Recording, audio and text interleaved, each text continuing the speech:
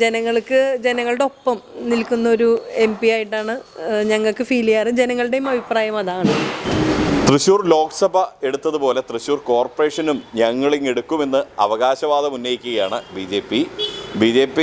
അങ്ങനെ അവകാശവാദം ഉന്നയിക്കാനുള്ള കാരണമായി അവർ ചൂണ്ടിക്കാണിക്കുന്നത് തൃശ്ശൂർ പാർലമെൻറ്റ് മണ്ഡലത്തിലെ സുരേഷ് ഗോപിയുടെ വിജയവും അതോടനുബന്ധിച്ച് വർദ്ധിച്ച വോട്ടുകളുമാണ്. ഇന്ന് നമ്മളുള്ളത് തേക്കിൻകാട് എന്ന് പറയുന്ന വാർഡിലാണ്. തൃശ്ശൂരിലേറെ പ്രസിദ്ധമായ തേക്കിൻകാട് എന്ന പേരിലുള്ള ആ വാർഡിൽ അത് NDAയുടെ കയ്യിലുള്ള സിറ്റിംഗ് സീറ്റാണ്. അവിടെ മത്സരിക്കുന്നത് പൂർണിമ സുരേഷാണ്. സിറ്റിംഗ് കൗൺസിലർ കൂടിയാണ് അവർ ഇപ്പോൾ കേരള വിഷൻ ന്യൂസിനൊപ്പം ഉണ്ട്. ചേച്ചി വീണ്ടും മത്സരിക്കുകയാണല്ലേ? അതെ, വീണ്ടും മത്സരിക്കുകയാണ്. രണ്ടാം തവണ ഇവിടുന്ന് കണ്ടിന്യൂറ്റി ആയിട്ട് മത്സരിക്കുകയാണ്. എന്താണ് ജനങ്ങളെ എങ്ങനെയാണ് സിറ്റിംഗ് കൗൺസിലർ വീണ്ടും മത്സരിക്കാൻ വരുമ്പോൾ ജനങ്ങളുടെ പ്രതികരണം എങ്ങനെയാണ്? പ്രത്യേകിച്ച് നമ്മൾ പരിചയപ്പെടുത്തേണ്ട കാര്യമില്ലല്ലോ. പിന്നെ നമ്മൾ ചെയ്തു വെച്ചിട്ടുള്ള കാര്യങ്ങളൊക്കെ അവർക്ക് അറിയാം. കൂടാതെ ഇനിയിപ്പോൾ ഇതിൻ്റെ ഒരു തുടർച്ച, ഈ വികസന തുടർച്ച എന്നുള്ളത് തന്നെയാണ് നമ്മുടെ ലക്ഷ്യം. ഈ BJP ഇത്തവണ വലിയ പ്രതീക്ഷയാണ് വെക്കുന്നത്. പക്ഷേ കഴിഞ്ഞ തവണ 6 ഡിവിഷൻ മാത്രമേ ഉള്ളൂ BJPക്ക്.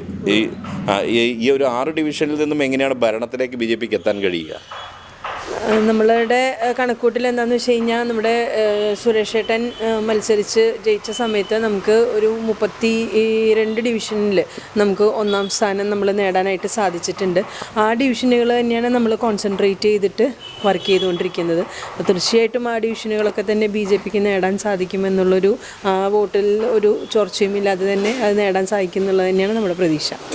നമ്മൾ നേരത്തെ ഇതുമായി ബന്ധപ്പെട്ട് സുരേഷ് ഗോപിയുടെ പ്രവർത്തനം, കേന്ദ്രമന്ത്രി എന്ന രീതിയിലുള്ള പ്രവർത്തനത്തെക്കുറിച്ച് ചോദിച്ചപ്പോൾ വ്യക്തി എന്ന രീതിയിൽ പലർക്കും അദ്ദേഹത്തെ ഇഷ്ടമാണ്. പക്ഷേ കേന്ദ്രമന്ത്രി എന്ന രീതിയിൽ കുറച്ചുകൂടി മെച്ചപ്പെടാനുണ്ടോ എന്നൊക്കെയാണ് പലരും ചോദിക്കുന്നത്. അങ്ങനത്തെ അല്ല, അത് ഓരോരുത്തരും രാഷ്ട്രീയപരമായിട്ട് പലതരത്തിലാണല്ലോ അദ്ദേഹത്തിനെ വിമർശിച്ചുകൊണ്ടിരിക്കുന്നത്.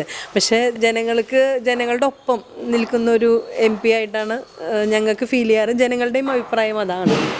ഇപ്പോൾ തിരുവനന്തപുരം കോർപ്പറേഷൻ BJP പിടിക്കുമെന്ന് BJP അവിടെ അവകാശവാദം ഉന്നയിക്കുകയാണ്. തൃശ്ശൂർ കോർപ്പറേഷൻ പിടിക്കുന്ന ഇവിടെ അവകാശവാദം ഉന്നയിക്കുകയാണ്. തൃശ്ശൂർ കോർപ്പറേഷൻ പിടിക്കുകയാണെങ്കിൽ മേയറായി ഒരു പൂർണിമ സുരേഷിന് നമുക്ക് കാണാൻ പറ്റും. അത് സംഘടനാ തീരുമാനം എന്താണോ ആ സമയത്ത് അതുപോലെ നടക്കും.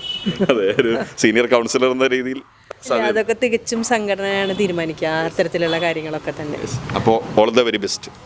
ഓക്കെ, എന്തായാലും പൂർണിമ സുരേഷാണ് നിലവിൽ ഇവിടുത്തെ സിറ്റിംഗ് കൗൺസിലറാണ്. BJP വലിയ പ്രതീക്ഷയാണ് പങ്കുവയ്ക്കുന്നത്. കാരണം സുരേഷ് ഗോപിക്ക് പാർലമെൻറ്റ് മണ്ഡലത്തിൽ കിട്ടിയ വോട്ടുകൾ, അതിൽ 32 ഡിവിഷനുകളിൽ അദ്ദേഹത്തിന് മേൽക്കൈയുണ്ടായിരുന്നു. ആ മേൽക്കൈ BJPക്ക് അനുകൂലമാകുമെന്നാണ് BJP നേതൃത്വവും വ്യക്തമാക്കുന്നത്, പൂർണിമ സുരേഷും വ്യക്തമാക്കുന്നത്.